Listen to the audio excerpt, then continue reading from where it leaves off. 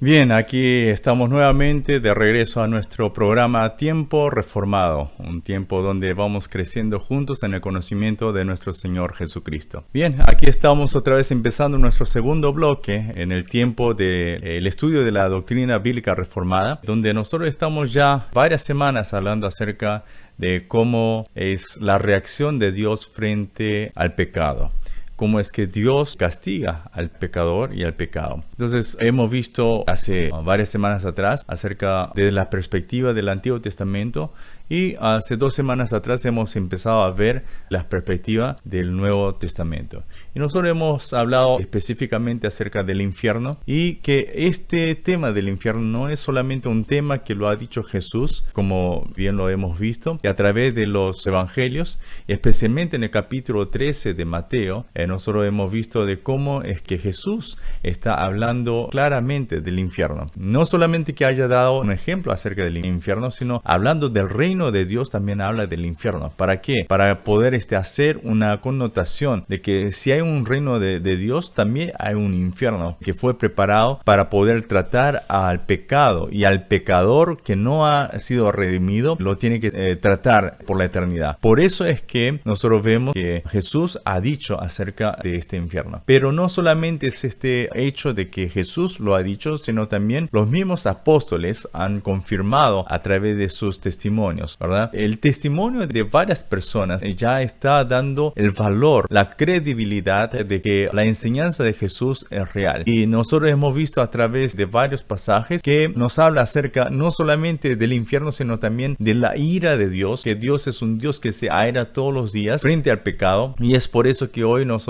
también tenemos que ver que la consecuencia de todo pecado nos lleva a la muerte. Porque todos estamos todos nosotros, antes de haber conocido a Cristo, si es que nosotros no estamos en Cristo, simplemente nosotros somos destinados a recibir la ira de Dios. Cuanto más nosotros pecamos, más estamos nosotros expuestos a la ira de Dios. Por eso es que nosotros tenemos que saber bien que es muy importante el reconocer estos temas para también saber la importancia de la salvación. El hecho de que nosotros hablamos de la salvación, en la soteriología, por ejemplo, no es solamente tratar de qué es la salvación, sino nosotros para entender qué es realmente la salvación, tenemos que entender el grado de la dificultad, el grado también del problema que nosotros nos estamos enfrentando acerca del pecado. Por eso es que cuando nosotros sabemos cuán pecadores somos, también nosotros sabemos de que estamos nosotros destinados a ese juicio. Pero si es que nosotros vamos a ser juzgados directamente por Dios, simplemente lo que nos espera es el infierno. Pero cuando nosotros somos juzgados en ese juicio final, si somos juzgados, nos comparecemos ante el tribunal de Dios, nosotros podemos ser juzgados directamente, lo cual ya lo hemos dicho, que nosotros somos destinados a la muerte eterna, o también podemos ser juzgados a través de un mediador. Esto quiere decir a través de un abogado, quien nuestro abogado es Jesucristo, quien aboga por nosotros, es Él quien va a defendernos, es el mediador, por lo cual Él ya ha pagado toda la deuda de pecado y es por eso que nosotros podemos ser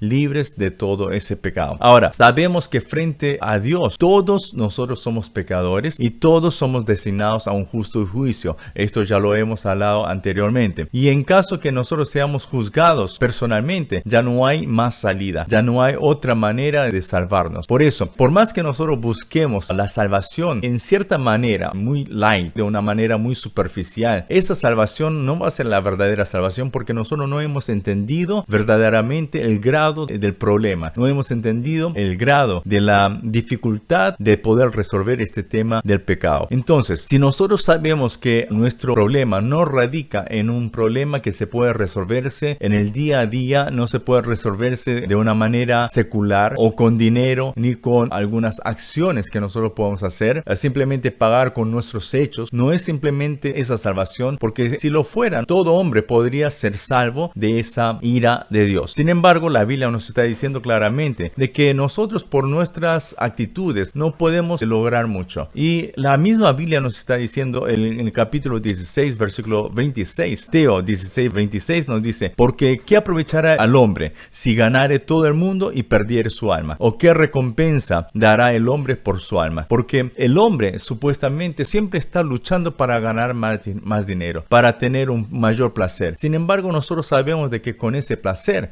no puedes llegar a mucho. ¿Por qué? Porque el placer que el mundo está ofreciendo jamás puede llevarnos a la salvación eterna. Entonces, si es que nosotros ganamos todo lo que hay en esta tierra, todos los placeres que podemos alcanzar en esta tierra, ¿con eso podemos nosotros gozarnos? No, porque ¿qué ganamos al ganar todas las cosas en esta tierra, pero perdemos la eternidad? ¿Sí?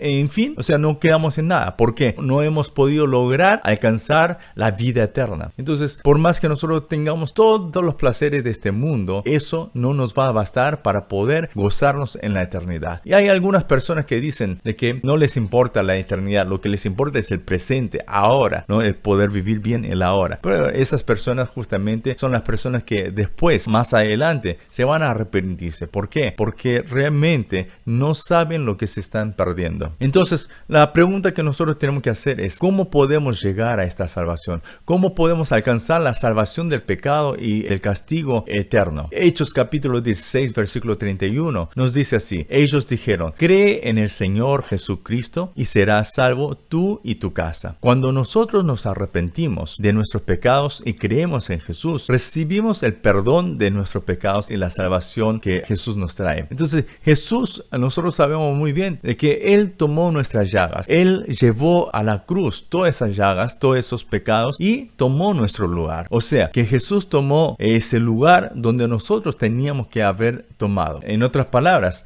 así como Isaías capítulo 53, versículo 5 nos está diciendo, mas Él herido fue por nuestras rebeliones, molido por nuestros pecados. El castigo de nuestra paz fue sobre Él y por su llaga fuimos nosotros curados. Según este versículo, la razón por la que Jesús recibió la llaga y fue herido por la lanza y los espinos y siendo torturado en esa cruz, la razón de todo ello fue para poder hacernos libres de ese castigo que nosotros nos merecíamos recibir. O sea, todo lo que nosotros teníamos que recibir lo ha recibido Jesús. Todo lo que nosotros merecíamos llevar en nuestros hombros lo ha llevado Jesús. Por eso es que a través de Jesucristo podemos ser libres del castigo eterno y ese castigo que nos trajo el pecado. Toda persona que cree y sirve a Jesús como su Señor y Salvador, quien tomó nuestro lugar y ahora hace que nosotros seamos libres. Todas las personas que creen en Jesús pueden ahora ser libres de esa carga, libres de ese peso encima. Por eso es importante creer en Jesús para poder librarnos del pecado. Y como dice en Romanos 8:1, nosotros los que estamos en Cristo Jesús, ya no hay condenación para aquellos quienes están en Cristo. Y esta palabra es una palabra tan importante que nos trae una tremenda paz. El tema es que aquí no está diciendo el que sigue pecando, no está diciendo eso, sino está diciendo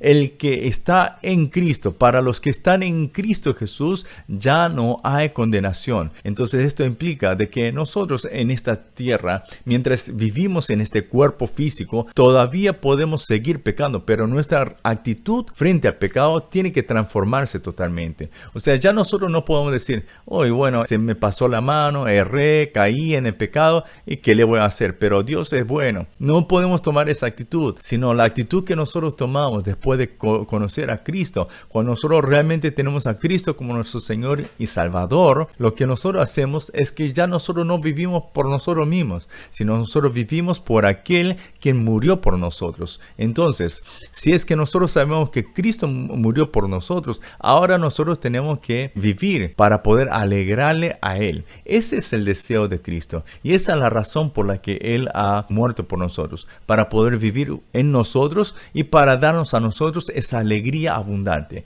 No es simplemente para hacernos esclavizarnos y ponernos más carga sobre nosotros que Él nos quiere dar. No es eso, sino es que Él quiere darnos una vida eterna, una vida abundante, pero esa vida solamente se encuentra en Cristo Jesús. Por eso los que creen en Jesús como su Señor y Salvador son salvos, pero esa salvación se va a mostrarse a través de la vida que está viviendo, porque la fe no es simplemente el decir yo creo, sino lo tiene que mostrar a través de sus hechos, ¿sí? No que los hechos van a salvarnos, sino los hechos simplemente son un testimonio vivo de que nuestra fe es verdadera, porque así como dice en Santiago, una fe sin obras es una fe muerta, y es por eso es que nosotros tenemos que cambiar nuestra forma de ser, nuestra forma de pensar y cambiar nuestra forma de poder actuar también. Ahora, lo más agradable es que la salvación de Dios no solo termina en simplemente rescatarnos del pecado, sino que en ese concepto de la salvación, si nosotros pensamos que la salvación es simplemente que Dios nos ha